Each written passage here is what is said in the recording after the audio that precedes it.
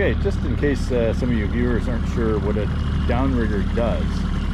So what I have is the downrigger itself, and it's steel cable. It's about 200-pound test, and I have a cannonball attached to it, and that blue thing is called a rubber snubber. It just helps the shock, because that cannonball is 10 pounds, so it doesn't give it initial shock. It just kind of a bit of a shock absorber for it.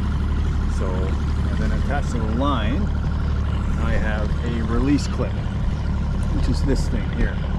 It just does this. So all you do is you clip it on over top of the line, and then on your fishing line, you just clip it inside this other end of the release, and then you space your lure or your flasher, however much distance you want behind. I usually do 8 feet roughly. We're doing springs today, so it's more like about 9 feet-ish. 9 feet-ish. Sometimes I do as short as 4 feet for sockeye or pinks. Generally I do 6 feet, but if I'm fishing for springs I do a little bit longer from the release. So then what happens is we put the rod in the rod holder, you loosen your drag off a bit, and then you release the brake and it starts to go down. See that? And it starts to bring your line down. And you can go to whatever depth you want. You gotta do it fairly slowly. And this is an old downrigger, but you can kind of see the counter on there. So as you release the brake, it starts to count down how deep you're going. So today we're fishing 40 and 60 feet. And let's double check what this one's at. This one's at 39. So I'll put this one down to 60.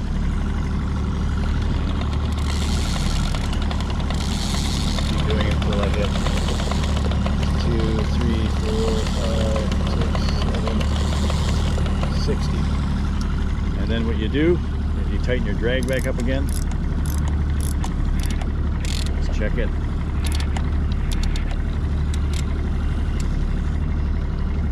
And then you want to tighten it up as much as you can without it releasing on the clip. And the reason you do that, tighten it up so much, is because when a fish hits it, it releases off that clip, like the line pulls out of that clip, and then you actually have slack in your line. So you don't want too much slack in your line when you got a fish on, because that's how they can wiggle and get the hook out, especially with barbless hooks.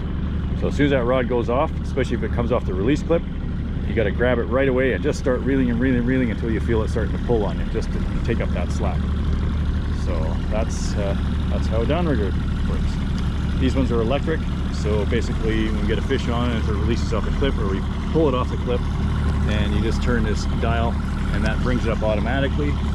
And on the line just before the cannonball and stuff is a plastic kind of fitting that fits on there, just a little green thing. And when it comes in here, it senses that it's not magnetic and it shuts off. So it's like an auto stop. Pretty sweet idea. I've had these for a few years. I actually found them. At a refuse site, and I got them working. So they're probably $500 plus each. Before I had manual ones, which was a hand crank, and that was a lot of work. Now that I'm older, these electric ones are a real blessing, believe me.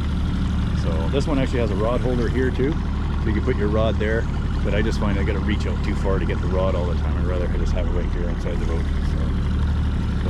So that's sort of in a nutshell what a downrigger does and how they work.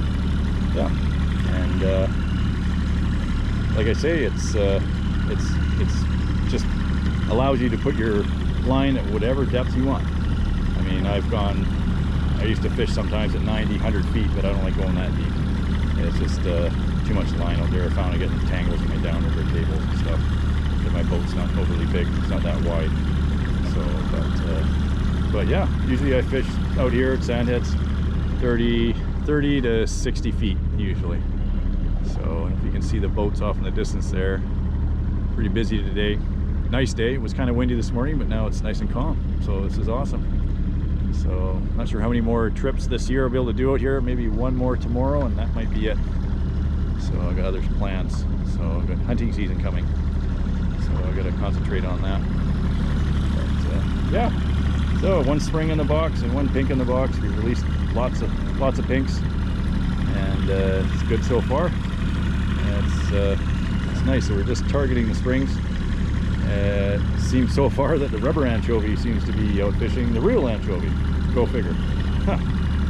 Of course, on the rubber anchovy, I'm putting on this paste anchovy super gel. So seems to work. So yeah, I think these are about $10 or something like that for the tube or the jar or whatever. And yeah, it seems to work. So there we are.